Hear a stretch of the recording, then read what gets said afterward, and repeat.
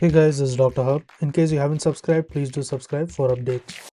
Let's now look into the flow volume graph or looking at the loop.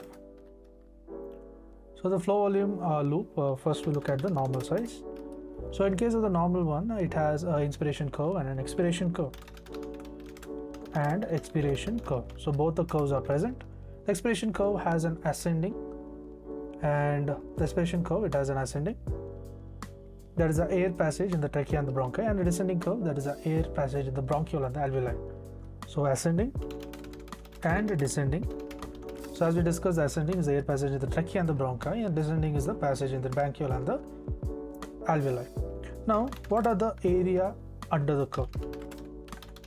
The area under the curve, it includes is equal to the forced vital capacity. Is nothing but the FVC. FVC stands for the forced vital capacity. Next is we move on to the right end.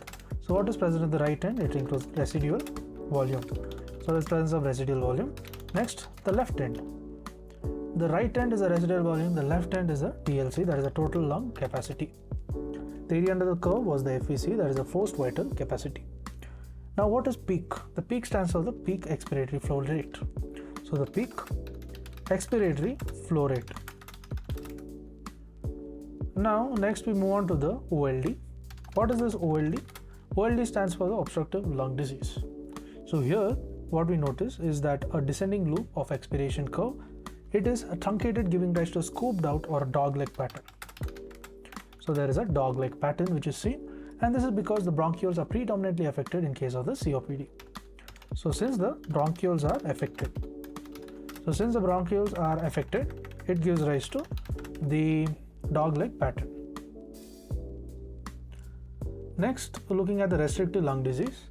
In the restrictive lung disease, the FVC.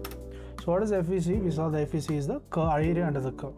So this FVC is reduced. That is, the area under the curve of the loop is reduced, and hence it is a miniature version of the normal loop. Then moving on to the variable extrathoracic.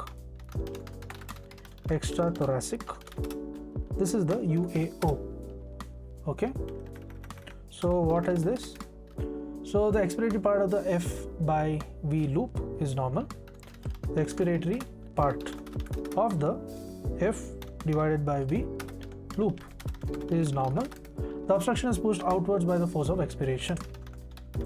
The obstruction is pushed outwards by force of expiration. Next is during the inspiration, the obstruction is sucked into the trachea. So during the inspiration, what happens? So during inspiration, the obstruction is sucked into the trachea with partial obstruction. So during inspiration, the obstruction is sucked into the trachea with the partial obstruction and flattening of the inspiratory part. And there is flattening of the inspiratory part of the flow of the volume loop. This is seen in cases of obstructive sleep apnea, vocal cord paralysis, as well as the extrathoracic goiter and the laryngeal tumors. Next, moving on to the variable intrathoracic. This is the LAO. This is opposite to the extrathoracic, that is the expiratory curve is flattened. So expiratory curve, if you see, it is flattened. Then moving on to the flexed upper airway obstruction, the fixed upper airway obstruction. So this can be both intrathoracic as well as the extrathoracic.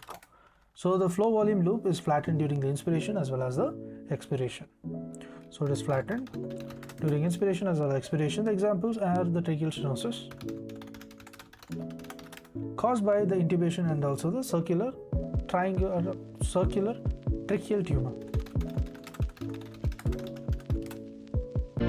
To learn and grow daily like this, please do subscribe.